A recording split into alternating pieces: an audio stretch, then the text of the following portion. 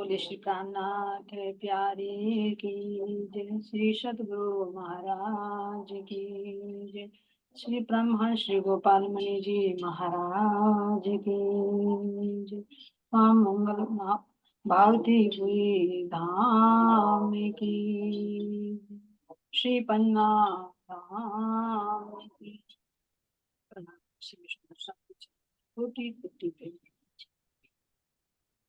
तो सुंदर साथ जी, परमहंस जी के वितक में हमने सुना कि किस तरह से गहवर साहब मिश्र भी काशी में जाकर अपनी नश्वर देह को त्याग कर देते हैं, है ना। और फिर जब साधु बाबा को पता चलता है कि मेरे परमहंस महाराज जी भी आषाढ़ मास में अपने देह छोड़ने वाले हैं, तो वे टिपुरी में जाकर अपने देह त्याग देते हैं। क्योंकि किस भाव से कि पति के सामने, पति के रहते रहते ही अगर पत्नी धाम चली जाए तो वो सौभाग्यशाली होती है ना। क्यों क्यों कहा गया सुंदर साथ जी? क्योंकि फिर एक विरहनी की तरह एक अपना जीवन बिताना, तो क्या कोई वो जीवन होता है? नहीं होता। यहाँ लौकिक में भी अशुभ माना जाता है सुंदर साथ जी, जबकि यहाँ तो द्वैत है, अखंड संबंध नहीं है। लेकिन ये तो हमारे धाम का अखंड संबंध है, तो एक दुल्हन अपने दूल्हे के बिना कैसे रहे? तो इसी तरह से सुंदर साथ जी हमारी अमलावती सखी भी, है ना, अपने देह को त्याग कर श्री प्राणनाथ जी से पहले ही परमधाम पहुंचे, है ना। उन्होंने भी रहते रहते ही एक अपने नश्वर देह को त्याग दिया। तो ऐसे धन्य धन्य हुई हमारे अमृत सखी। ऐसे ही हमारे साधु बाबा जी ने भी परमहंस जी के रहते रहते ही अपनी नश्वर देह को त्याग दिया। क्यों? क्योंकि इस देह से भी, इस देह का भी उद्धार, इसका भी अंतिम क्रिया अगर पति के हाथों से हो तो इससे बड़ा भाग्य और क्या हो,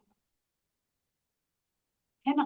तो इस तरह से सुंदर साथ जी जब साधु बाबा तन छोड़ देते हैं और सुंदर साथ विरह करने लगते हैं, तो परमहंस महाराज जी भी कहते हैं कि भाई यहाँ तो जाना निश्चित है ना। तो बता देते हैं कि मेरा भी जाना निश्चित है, क्योंकि उन्होंने पहले ही बता रखा था, यही तो साधु बाबा को भी पता चला।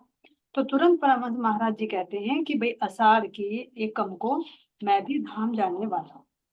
तो जब ये खबर सबने सुनी तो सब चारों तरफ ये लहर फैल गई कि भाई सखियां तो जा ही रही हैं, लेकिन परमहंस महाराज जी जाएंगे तो भला हम किसके भरोसे रहें? इसमें दो दृष्टि होती सुंदर साथ जी। अंदर की दृष्टि से देखोगे तो कोई दुख की बात नहीं, हर्ष की बात है।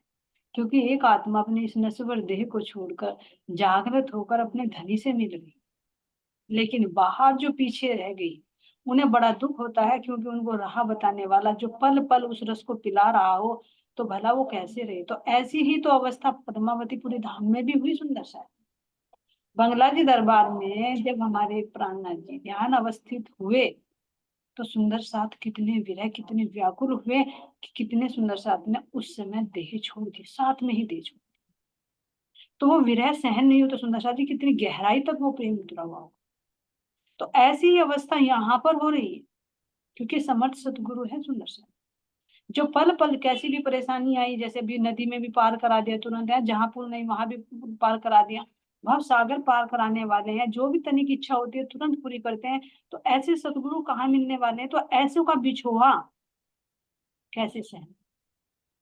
तो इस खबर को सुनकर सुंदर साथ जी ये खबर चारों तरफ फैलने लगती है और कह रहे हैं कि जब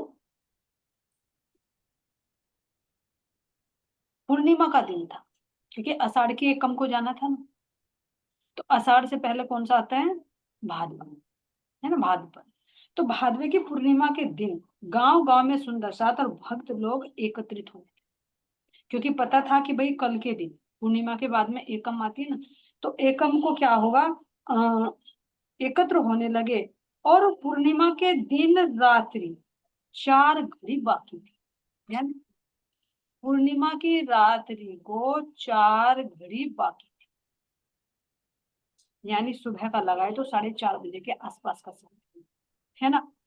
तभी परमहंस जी ध्यान अवस्था में बैठ गए, यानी पूर्णिमा की रात को ही 4:30 बजे ध्यान अवस्था में बैठ गए। प्रातः होते होते सबको लगा कि परमहंस जी तो भी जब सुबह ब्रह्म मुहूर्त के बैठे हुए और नहीं उठे थे शायद, है ना। पढ़ाते होते होते सबको लगा कि परमानंद जी ने अपनी सुरता को परमधाम पहुंचा दिए। सभी रोने लगे, बिलखने लगे, कितने तो मूर्छित भी हुए। और जब देखा कि दोपहर के 12 बज गए, तब तक भी परमानंद जी नहीं उठे, तो और सुंदर साहब बिलख बिलख कर रोने। तो लेकिन वे तो ध्यान में बैठे थे, सुबह 4 बजे के बैठे हुए, 4:30 बजे के, दिन के 12 बज गए। जैसे हमारे प्राणनाथ जी ध्यानवस्थ हो गए थे, है ना, फिर ध्यान से उठे जब छत्रसाल जी आए। तो ऐसे ही सुंदर साल जी यहाँ पर घटना हुई। तो जब दोपहर के 12 बजे, तो परमहंस जी अपनी ध्यान अवस्था में से हटे, उनका ध्यान हटा, और देखा कि चारों तरफ सुंदर साथ मेरे संतगण कैसे रो रहे, बिलख रहे हैं। तो उनको सांत्वना दी, जैसे प्राणनाथ जी ने छत्रसाल जी को सांत्वना दी थी।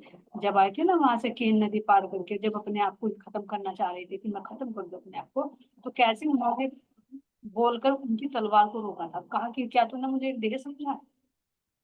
तो ऐसे ही परमहंस जी जब 12 बजे, दिन के 12 बजे ध्यान में से उठे, वो अपने बिलखते सुंदर साथ को देखा, तो उनको सांत्वना दी।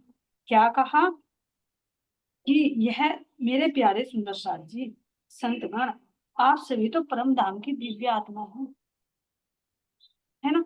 धाम के आत्माओं का धाम में जाना निश्चित है। परमात्मा जी बता रहे हैं, रोते विलप्तों को सांत्वना दे रहे हैं। मेरा भी धाम में जाने की तिथि, वार, समय, सब कुछ निश्चित है। फिर तुम क्यों बिलख? भाई मैंने कहा था कि मैं एकम को शाम को 4 बजे सभी छोड़ दूंगा, तो अभी तो 12 बजे हैं, तुम सुबह से क्यों रो रहे, बिलख रहे हो? तो कहा कि इसमें विलाप करके आप क्यों व्यवधान डाल रहे हो, यानी मेरी पूर्णता को परमधाम क्यों नहीं जाने दे? और देखे सुंदर शाह जी, वास्तव में यहाँ पर भी देखे, जब रोते भी लगते हैं, और यहाँ मोह में कोई जीव होता है, जब वो शरीर को छोड़कर जाता है, तो जो परिवार वाले रोते भी लगते हैं, वो हमें नहीं दिखाई देता, लेकिन वो तो देखता है ना, तो उसको भी दुख होता है। उसको जब लिया जाता है, तो वो भी दुखी होता है बीच में। तो जो बिना देखे रो रहा है उसका तो दुख कम होगा, लेकिन जो देख कर रो रहा है, तो वो कैसे जाए? तो इसी तरह से परमहंस महाराज जी कह रही हैं कि भाई तुम सब धाम की आत्मा हो, मैं जाना तो तुम्हें भी जाना है। तो मैं ध्यान में बैठा हूं, लेकिन तुमने रो रो कर मेरे ध्यान को वापस खींच लिया। तभी तो 12 बजे ध्यान से उठे, और उठकर बताया कि तुम्हें रो बिलख कर क्यों व्यवधान डाले। तो यानी जब कोई आत्मा अपने धाम जाने वाली है, तो हम अगर रोते बिलखते हैं, तो उनका ध्यान हमारे तरफ खींचता है। ये पॉइंट ध्यान रखना। जब तो कहते हैं कि रोना बिलखना नहीं भाई सामान्य होते रहे भाई, भागवत का पाठ कर लो, रामायण का पाठ कर लो, लेकिन वो तो एक कर्म कांड हो गया सुंदर साथ जी, वो उस समय नहीं सुन, वो तो पहले सुनाना होता है। लेकिन यहाँ पर दे रहे हैं कि इस समय तुम्हें व्यवधान नहीं डालना। तो व्यवधान डाला तभी तो कह रहे परम जी कि जब मेरा जाना निश्चित है, तुम्हारा भी जाना निश्चित है, तो फिर क्यों मेरे जाने में तुम व्यवधान डाल रहे हो? यानी मुझे अपने धनी से मिलने में क्यों रुकावट बना, है ना। यह पूरा ब्रह्मांड नाश हुआ। तुम्हें अब तक मैंने क्या समझा, यहाँ कोई आया है तो क्या कोई हमेशा के लिए ठहरता है? आया है सो जाएगा। राजा रंग, कोई सिंहासन चढ़ी चले, कोई बांधे जात जंजीर। कोई यमराज की जंजीर में बंधकर जाता है, कोई सिंहासन पर चढ़कर जाता है, चाहे कोई राजा हो, चाहे कोई रंग हो, चाहे हम परमात्मा क्यों ना हो, हमें भी यहाँ से एक दिन जाना है। तो ये ब्रह्मांड नासवान है ना। मेरा कार्य पूरा हो चुका है, ये मेरे देह का कार्य था, तो अब मुझे यहाँ से जाना है। क्योंकि हर तन की एक लिमिट है कि उस तन से क्या कार्य है। तो ऐसे सुंदर साथ जी ब्रह्म महाराज जी ने समझाया। तो महात्मा आनंददास जी, है ना, महात्मा आनंददास जी बोले कि हे सतगुरु महाराज जी, परम जी हमारे लिए क्या है? आप तो जा रहे हो, इस तन से जितना कार्य होना तो हो गया, अब हमारे लिए क्या, आगे चलते समय हमें तो बताइए कुछ। तो उन्होंने कहा कि ये हमारे लिए कुछ आगे बताइए, ये मंदिर कैसे चलेगा, इसकी क्या व्यवस्था होनी है। ब्रह्मा जी ने कहा कि मंदिर का संचालन मैं सुंदर साथ के ऊपर से, पहले भी कहा सुंदर साथ ने, जगन्नाथ जी को भी कहा कि इसका भार सुंदर साथ पर है। तब ये विचार करें, जब ब्रह्मा जी का ये आदेश है सुंदर साथ जी, तो हम सुंदर साथ को कितना सहयोग करना चाहिए उसमें। क्योंकि ब्रह्मा जी निर्देश देकर गए, कई कई बार पूछा कि कैसे संचालन होगा इसका, कि ये सुंदर साथ पर मैं इसका भार छोड़ता हूँ, मुट्ठी भर अन्न पर ही मंदिर चलेगा। इस पावन स्थली पर मंदिर बनाना, और मेरी देह को जमीन में समाधि दे देना। क्योंकि भाई ये भी सोचते हैं कि देह का क्या करेगी, क्योंकि बहुत सारे सवाल उठते हैं जब कोई परिवार का है, हमने हमारे तो सतगुरु सुंदर साथ जी बड़े हैं, जा रहे हैं, तो क्या निर्देशन देना है उसके लिए आनंद दास जी ने पूछा, तो उन्होंने बता दिया कि मेरी नश्वर देह के बारे में तुम सोच रहे हो, तो इसको तुम समाधि दे देना और फिर इसकी जगह मंदिर बना देना, है ना। तो अब सुंदर साथ जी ये सुनकर तो जब परमात्मा ने कहा, तो आनंद दास जी ने कहा कि महाराज जी इस प्रांत में तो हिंदू है ना, और हिंदू तो समाधि देना उचित नहीं समझते, तो फिर हम कैसे करें, है ना, क्योंकि हिंदू में तो दाह संस्कार किया जाता है। तो परमहंस जी ने इसका जवाब देते हुए कुछ मंदिरों की, कुछ स्थानों की भी महिमा बताई, है ना। बताया कि जैसे हमारे देवचंद जी महाराज जी थे, उनके तन को भी तो समाधि दी गई थी। पन्ना जी में देखो, परमहंस महाराज रामनाथ जी महाराज जी विविध ध्यान अवस्था में गुम्मट जी में विराजमान। परमहंस रामरतन महाराज जी को देखो, उनको भी तो समाधि दी गई। कितने देखो सुंदर साथ जी, जो हमारे लालदास जी हैं, केशव दास जी हैं, कितने हैं हमारे मुकुंदास जी हैं, इन सब की तो समाधियां बनी हुई है। उन्होंने तो पहले ही तन छोड़ दिया था इनसे पहले।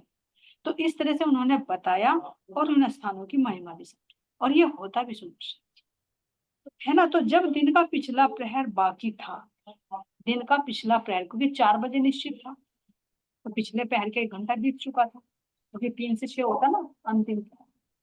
संध्या के 4 बजे थे, तब परमा जी ने एकदम जमीन के ऊपर हाथ ठोका, और हाथ ठोकते ही एक दिव्य प्रकाश चारों तरफ फैला, और इतना तेज प्रकाश, इतना तेज प्रकाश, जो आसपास सब सुंदर साथ बैठे हुए संत में बैठे थे, तो वे देखकर चकाचौंध हो गए।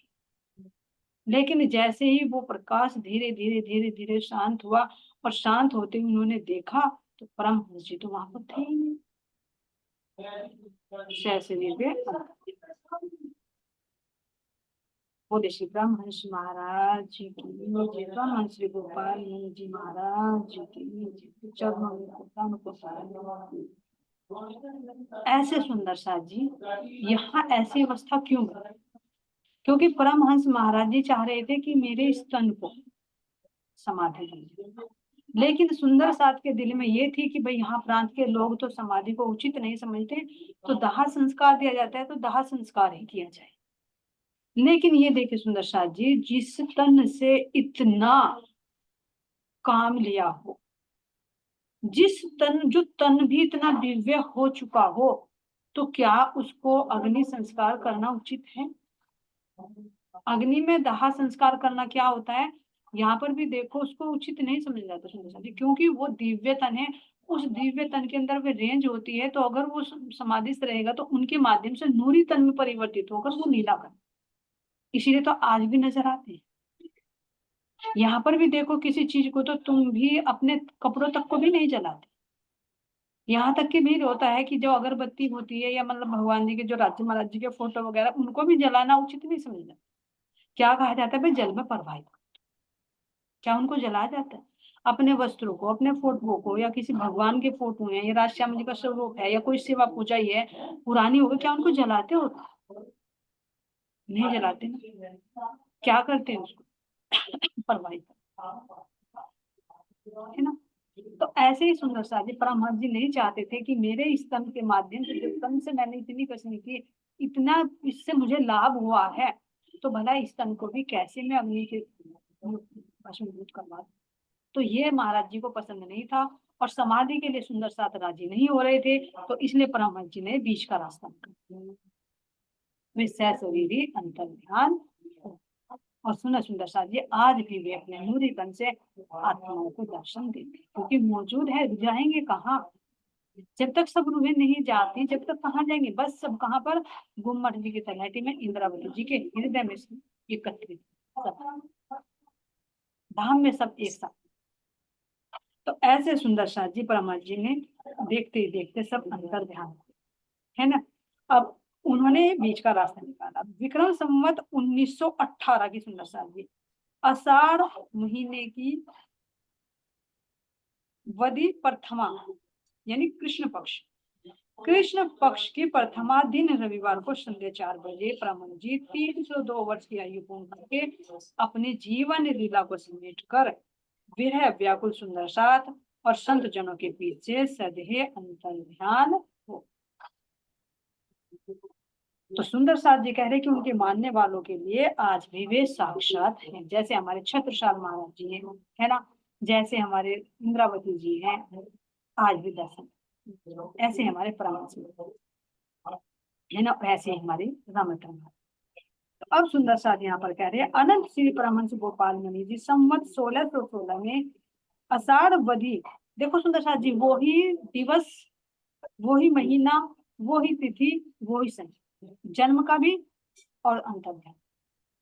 तो प्रथमा दिन रविवार चौथ प्रथम पहर में प्रकट हुए और 1918 में 302 की आयु पूरी हो गई। तो उसी बिल्कुल, है ना, आषाढ़ मास की ही कृष्ण पक्ष की प्रथमा को रविवार के दिन अपराह्न 4 बजे ही सहस्त्रली रंगा। अब कह रहे सुंदर साथ जी यहाँ पर कि कोई ये सोचे कि ऐसे कैसे हो सकता है कि वही सदेह अंतर ध्यान हो जाए। तो इनकी जो लेखक है उन्होंने बाहर से भी दृष्टि दी है, साक्षी दी है कि देखो, योग शिखा उपनिषद में, योग शिखा उपनिषद में एक वर्णन आता है, क्या आ रहा है यहाँ पर, दिव्य देह धारण करने वाला, दिव्य देह धारण करने वाला योगिंद्र, यानी योगिंद्र जिसने योग से अपनी इंद्रियों को जीत लिया हो, अपनी मर्जी के अनुसार देव, मनुष्य, पशु पक्षी, जंतु आदि अनेक स्वरूप धारण करके तीनों लोकों में किसी भी स्थान में स्वतंत्र रूप से अपनी लीला करता हुआ अजर अमर होकर विचरण करता है। और महाराज जी ने, परमहंस जी ने तो कितनी योग साधना के लिए महायोगी राज हो गए थे, तो उनके लिए क्या असंभव है, तभी तो कितने ही रूप धारण कर लेते थे जब इन्होंने नवखंडों की परिक्रमा की। तो ये सुंदर साथ जी योग शिखा उपनिषद में साक्षी है। और कह रहे हैं यहाँ पर कि आर्ष दृष्टि रखने वाले ऋषि, अब यहाँ दे रहे ऋषि कौन होता है ना, ऋषि होते हैं जो निपुण और प्रबुद्ध हो, जिन्हें वेद शास्त्रों का ज्ञान हो। आर्ष ऋषि कहना आर्ष दृष्टि रखने वाला, यानी जिनको वेद शास्त्रों का सारा ज्ञान हो, है ना, जिन्होंने वेदों की ऋचाओं की रचना की हो और जिनका ज्ञान जागृत हो, तो उसको ऋषि कहते हैं। तो ये गुण है था परमहंस जी के अंदर, क्योंकि जब सरस्वती अंदर विराजमान थी तो सारे वेद शास्त्रों का ज्ञान स्वतः प्रकट हो गया, तो उनके अंदर काशी में, तो ऋषि भी हो गए। दूसरा कह रहे हैं महर्षि, महर्षि किसे कहते हैं, जो सर्वज्ञ होता है, यानी जो सब कुछ ज्ञान जानता, जो ज्ञान और तप की उच्च अवस्था में पहुंचा। तो ज्ञान भी देखो पूरा ज्ञान, इस संसार का भी, हद का भी, बेहद का भी, और तप की भी इतनी अवस्था थी कि 12-12 साल तक ध्यान अवस्था में बैठे रहते। तो ज्ञान की और तप की उच्चतम अवस्था में पहुंचा हुआ हो, जिसके दिव्य चक्षु, एक तो ऋषि के तो ज्ञान चक्षु होते हैं, लेकिन महर्षि के दिव्य चक्षु होते हैं, यानी दिव्य दृष्टि से वो जो जहां घटित होता है उस चीज को वो देख ले। तो इसको कहते हैं सुंदर साथ जी महर्षि। अब कह रहे हैं आगे देव ऋषि, उन्हें देव ऋषि भी कहा जाता है। देव ऋषि यानी जिसने आत्मज्ञान और केवल्य मोक्ष प्राप्त हो, जो जीवन मुक्त हो, जीते जी इस जीवन के बंधन से मुक्त हो गए, और जिन्होंने सर्वोच्च दिव्य ज्ञान, जो सर्वज्ञ, जहां कोई भी घटना घटित हो रही है उससे वो वाकिफ है, और ब्रह्म ज्ञान, ब्रह्म ज्ञान कहते हैं आत्मज्ञान, यानी जिसे आत्मज्ञान प्राप्त हो चुका हो उसे कहते हैं देव ऋषि। देव ऋषि को ही महर्षि भी कहा जाता है, ब्रह्म ऋषि। तो यहाँ पर कह रहे हैं कि अब देखिए परमहंस जी के अंदर तो ये तीनों गुण हैं, ऋषि भी हैं, महर्षि भी हैं, और देव ऋषि यानी ब्रह्म ऋषि, तीनों के अंदर इनके तीनों के गुण। तो अब ये देखिए, जब तीनों की अक्षमता रखने वाला है, तो एक ही देह में ऋषि, महर्षि और देव ऋषि जब दिव्य दान कर रहे हैं, तो गोपाल मुनि जी की जीवन हर किसी को आदि और व्याधि से तानने वाला, उनके लिए क्या संभव है कि वे सदैव शरीर नहीं छोड़ सकते, जिनके अंदर इतनी एबिलिटी है, जिनके अंदर ऋषि और ब्रह्म ऋषि की दिव्यता हो, तो वो तन कितना पवित्र, दिव्यता। यहाँ पर सुंदर साथ जी कह रहे हैं, हम आगे योग की शिक्षा बता रहे, क्योंकि इनके अंदर योग विद्या पूरी है ना, तो योग विद्या को पूरी बताते हुए कह रहे हैं, क्योंकि इन्होंने सारी साधनाएं कर रखी हैं, तो उनकी एक साक्षी देने के लिए कह रही हैं कि खेचरी मुद्रा का महत्व बताते। जो खेचरी होती है ना, इन्होंने सारी साधनाएं कर रखी थी, तो खेचरी मुद्रा का महत्व बताते हुए हठ योग पद दीपिका में कहा गया है कि जिन योगियों ने खेचरी मुद्रा सिद्ध कर ली हो, ये तो तन की बात बता रहे सुंदर साथ जी, अंदर तो राज्य महाराज जी विराजमान है, जिन्होंने खेचरी मुद्रा सिद्ध कर ली हो उन्हें रोग, मृत्यु, तंद्रा, निंद्रा, भूख, प्यास, मूर्छा, ये सब नहीं होती। जो कहते हैं ना परमहंस जी की भाई बूढ़े हो गए, कि जो खेचरी मुद्रा कर लेते हैं बुढ़ापे को भी जीत लेता है, इसीलिए तो भूख प्यास को भी जीत लेते हैं, जो 12-12 साल तक ध्यान समाधि में बैठे रहते। तो ये साधना ही होती सुंदर सी, और ये कोई अपनी तरफ से नहीं करे, ये शास्त्रों में है।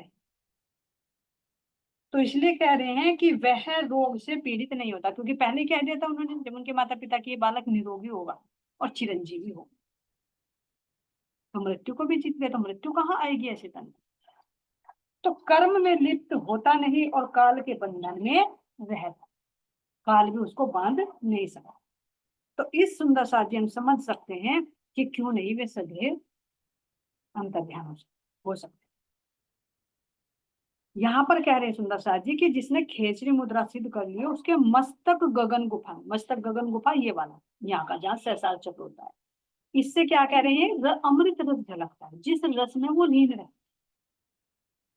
क्योंकि अंदर कुंडलियां है ना, तो उस पोले भाग में उसकी क्या होती है, सांसारिक आशा तृष्णा रूपी प्यास बुझ जाती है, संसार की फिर उसको कोई इच्छा नहीं रहती। जिसका ध्यान यहाँ पर जो सहस्रार चक्र होता है, इस सहस्रार चक्र में जिसका भी ध्यान लग गया ना, तो वो अंदर ही अंदर रमण करता रहता है, उसको बाहर की सांसारिक कोई इच्छाएं नहीं सता। ये सब गुण है परमानंद जी के अंदर। देखो सुंदर सा 3 साल तक त्रिशंकनाथ जी के पास ही यही तो योग विद्या की थी, तो सारी एबिलिटी उनके अंदर आ गई थी, है ना। और सुंदर साथ जी कह रहे हैं अब दे रहे हैं योग सिखा उपनिषद का, हमारे शास्त्र है ना, तो योग सिखा उपनिषद में ब्रह्मा जी द्वारा पूछे गए प्रश्न के जवाब में शिव जी ने क्या कहा, क्या कह रहे हैं शिव जी, सभी जीव शरीर से पराजित रहते, यानी जैसे शरीर चाहता है वैसे इंद्रियां करती हैं, जैसे इंद्रिया चाहती है वैसे जीव करता है, और फिर इसी के कारण जीव आवागमन में बंधा रहता है। तो यहाँ कह रहे हैं सभी जीव शरीर से पराजित रहते हैं, और जब कि योगियों ने शरीर को जीत लिया होता है, जो योग साधना कर लेते हैं वो शरीर को जीत लेते हैं, तब तो कहते हैं कि वो अपनी आयु भी बढ़ा लेते, भूख प्यास पर भी विजय प्राप्त कर लेते हैं, निंद्रा पर भी विजय प्राप्त कर। इसीलिए तो योगी शरीरों के वश में नहीं रहते, बल्कि शरीर उनके वश में, जैसे चाहे वो वैसे उसको अपने अंदर। और यहाँ जीव शरीर के वशीभूत होता है, उसको भूख प्यास लग रही है तो वो उसी के अकॉर्डिंग कार्य करे, लेकिन योगियों के अंदर यह एबिलिटी होती है वो अपने शरीर को अपने अकॉर्डिंग चलाते। इसीलिए तो देवचंद जी महाराज जी ने भी तो ये साधनाएं कर दी थी, तो ध्यान देना, तभी तो वे, शायद तो उससे पहला है कि रात में 3 घंटे ही सोती थी, उससे पहले ही सुंदर साधना, फिर योग साधना बाद में थी। तो इस कारण योगियों का शरीर के द्वारा अनुभव किया जाने वाला सुख दुख आदि फल उसे कैसे प्रभावित कर सकते, नहीं कर सकते। ऐसे दिव्य देह वाला योगी मृत्यु को प्राप्त नहीं होता, वह हठ योग के बल से जीते जी मृत्यु को साध लेता है। फिर उस योगी को दोबारा मृत्यु कैसे हो सकती है जब जीते जी उसने मृत्यु को साध लिया। तो इसीलिए तो पहले ही बता दिया था उन्होंने कि भाई मेरा, मैं उस समय देह छोड़, जैसे भीष्म पिता ने भी, उनके पास में भी एबिलिटी थी कि मैं जिस समय चाहूंगा उस समय मैं तन छोड़ दूंगा, बाणों की सैया पर लेटे गए, लेकिन जब उत्तरायण में आए तभी उन्होंने अपना देह छोड़ा। तो जब यहाँ ऐसा कर सकते सुंदर साथ जी, तो जो महायोगी हैं उनके अंदर कितना साथ। तो इसमें हमें संदेह नहीं करना चाहिए कि वे सहशरीर अंतर्ध्यान कैसे, उनकी साक्ष्य यहाँ पर। कबीर साहब भी कहते हैं सुंदर साथ जी, हमने मरे मरी संसारा, हमको मिला जियावन हारा। हरि मरे तो हमहु मरी, हरि न मरे तो हम काहे को मरी। यानी जो परमात्मा में एक रूप हो जाता है तो वो तो एक ही रूप हो गया। तो जब ब्रह्म यानी हरि नहीं मर सकते तो हम कैसे मरेंगे जब एक रूप हो। अगर हरि मरने वाला है तो हम भी मर जाएंगे, जबकि परमात्मा तो अमर अजर है, वो कैसे मरेंगे, नहीं मर सकते। तो इसलिए कह रहे जो एक रूप हो जाती है आत्मा, फिर वो मृत्यु का ग्रास नहीं बने। तो ऐसे ही सुंदर साथ जी यहाँ पर कह रहे हैं, उदाहरण भी दे रहे हैं यहाँ पर, कि अगर ये नहीं मानते तो पौराणिक घटनाओं में मैं तुम्हें बताता हूँ कि कैसे कैसे सह सब चले जाते हैं अपनी देह को छोड़। अब यहाँ वर्णन दे रहे हैं सुंदर साथ जी कि 1500 वर्ष पहले मदुरा के पास तिरुवादपुर गांव में सेवी धर्मी संत माणिक कवाचकर हो चुके। चिदम्बरम पति भगवान नटराज की मूर्ति को शिवो अहम बोलते बोलते, नटराज की मूर्ति में शिवो अहम शिवम यानी मैं ही शिवम हूँ, मैं ही शिव हूँ, मैं ही शिव हूँ, ऐसे करते करते जब उन्होंने मूर्ति का आलिंगन किया, हाथ फैलाकर भेंट करने जाते तो सभी के सामने देखते देखते वे मूर्ति में ही समाहित हो गए, सदेह देह से। ये पुराणों की बात दे रहे थे प्रसाद जी, साक्ष्य दे रहे। इसी तरह से कह रहे कि अगर ये बात तुम्हारे गले नहीं उतरती तो अब देखो गुजरात के द्वारिकाधीश मंदिर में, है ना, उसकी घटना भी बता रहे हैं कि मीराबाई ने जब अपना शरीर छोड़ा तो कह रहे नव वधु का श्रृंगार उन्होंने सजा, क्योंकि श्री कृष्ण को पति रूप में मानती थी।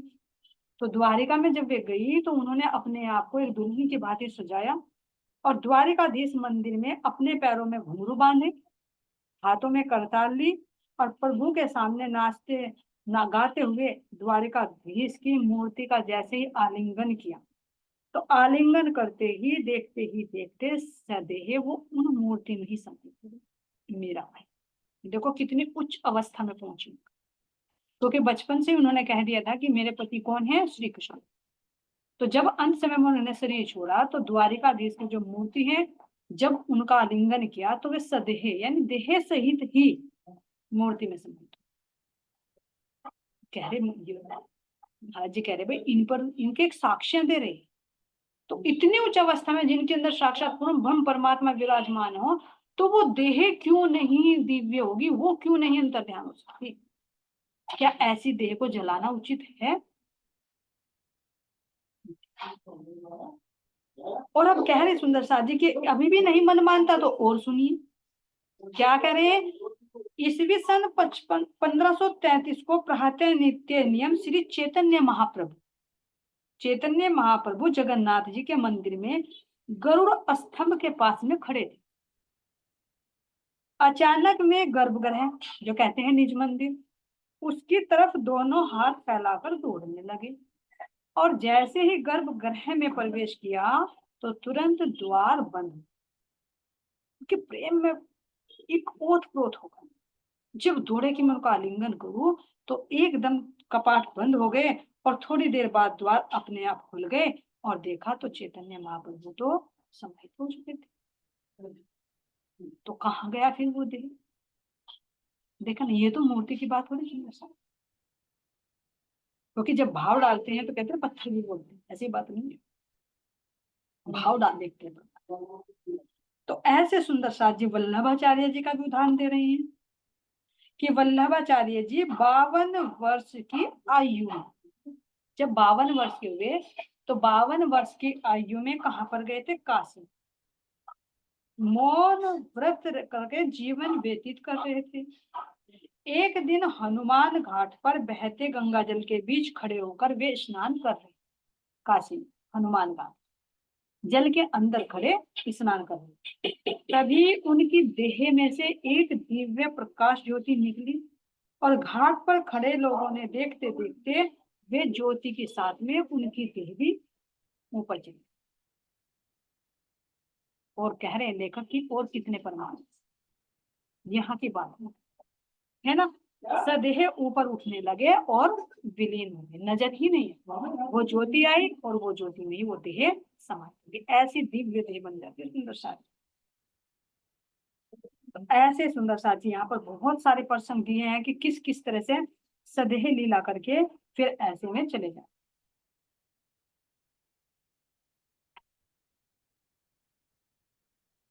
अब बाइबिल में भी एक उदाहरण दे रहे सुंदर साथ जी, कह रहे हैं कि परमात्मा पर पूर्ण श्रद्धा और अड़िग विश्वास के कारण, परमात्मा पर पूर्ण श्रद्धा और अड़िग विश्वास के कारण इनोक को परमात्मा ने सदैव उठा लिया और इनोक की देह का बाद में कोई पता नहीं चला। ऐसे सुनिए।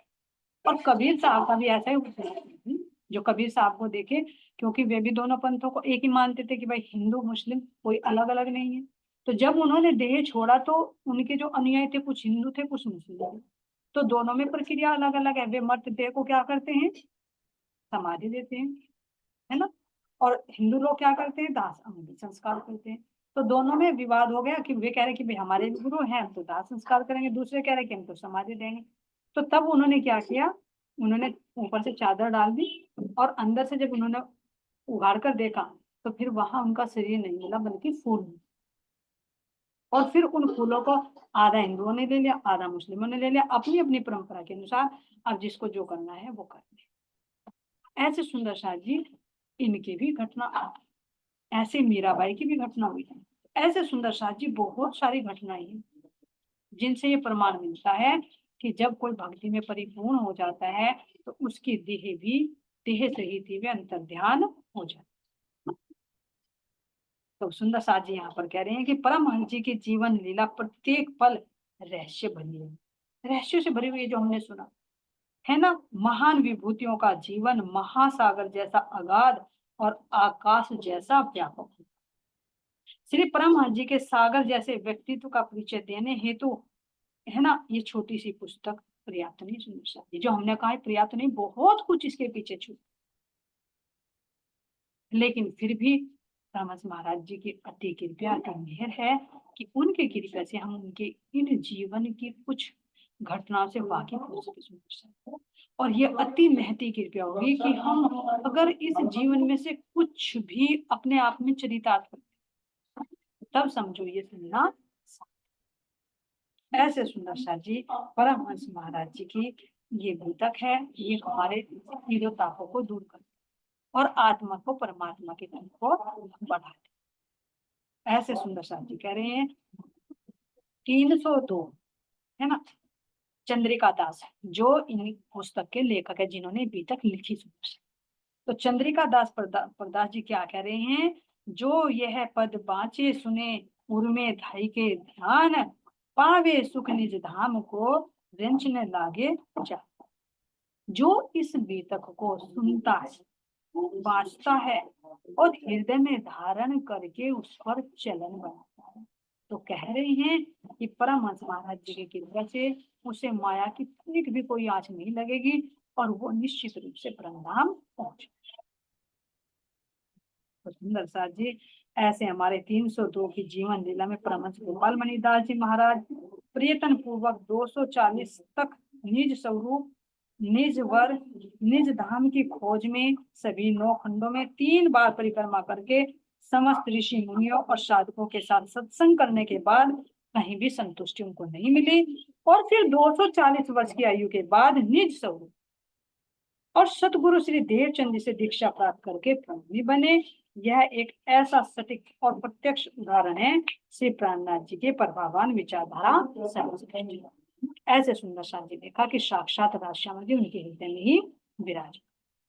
ऐसे हमारी परमधाम की प्रेम सखी पुष्पावती सखी परमहंस श्री गोपाल मणि जी के चरणारविंद में हम सबका कोटि कोटि प्रेम प्रणाम। इस संपूर्ण बीतक में कुछ बहुत सारी त्रुटियां हुई होंगी, तो सभी प्रसाद से परमहंस महाराज जी से विनती है कि इन त्रुटियों को क्षमा करें, और इसके अंदर जो पॉइंट है, जो महत्वपूर्ण बातें छिपी हुई है, उन बातों को हम हमेशा याद रख सके और अपने हृदय में धारण करके उनको चरितार्थ कर सके। ये सतगुरु महाराज जी के चरणों में अर्जी है, विनती है कि वो हमें इस प्रकार का बनते। वंदे महायोगी परमहंस ते चरणारविंदम। बोले श्री परमहंस श्री गोपाल मणि जी महाराज की। प्रेम सखी पुष्पावती की जय। श्री प्राणनाथ प्यारे की, श्री युगल स्वरूप की जय। सभी के चरण में कोटि कोटि प्रणाम। ये एक भजन है सुंदर, हमारी प्रेम सखी जी का लिखा हुआ, इसको बोलते हैं। टाइम तो हो चुका थोड़ा सा। ऐसे ठग नगरी में आए के भूले आनी रे, आए के भूले आनी रे, जहाँ ठग राजा राऊ प्रजा को गुणे भगाहू, ठग ठग तमाम दुनी कहूँ नहीं खाली रे, ऐसे ठग नगरी में आए के भूले आली रे, ऐसी ठग नगरी में आए के भूले आली। बचे हो ना कैसे कोई, लूट लेते धन जोई, बची हो न कैसो कोई, लूट लेते धन जोई, राखे बस आप गोही, द्वार पे दई के ताली रे, ऐसे ठग नगरी आए के भूले आली रे, आए के भूले आली रे।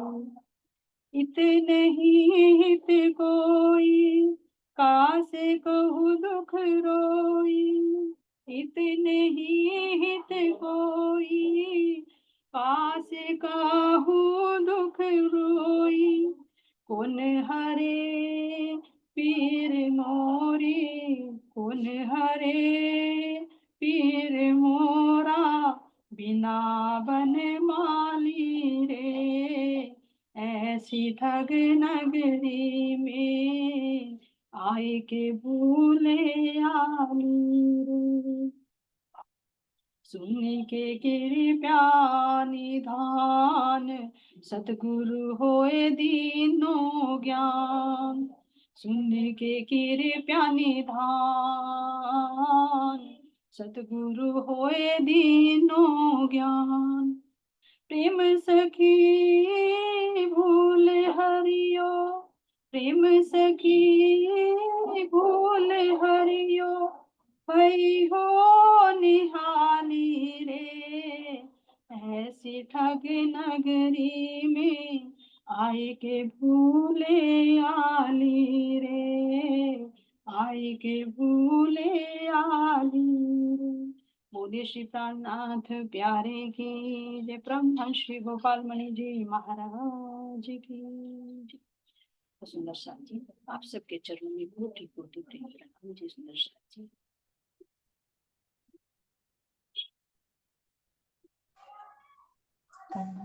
सुंदर साथ के चरणों में मेरा कोटि कोटि प्रेम प्रणाम।